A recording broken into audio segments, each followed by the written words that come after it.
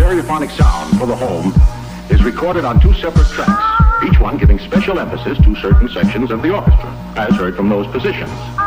Now, when played back simultaneously on two separate systems, the sounds are blended together to achieve a new dimension in sound, impossible to obtain in a monaural recording.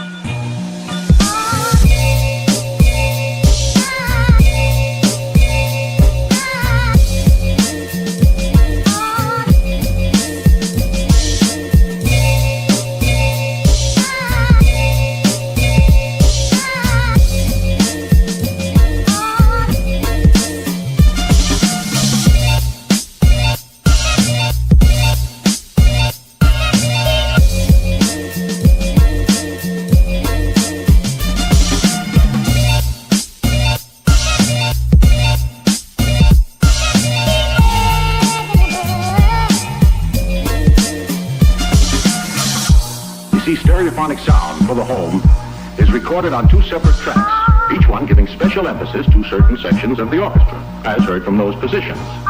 Now, when played back simultaneously on two separate systems, the sounds are blended together to achieve a new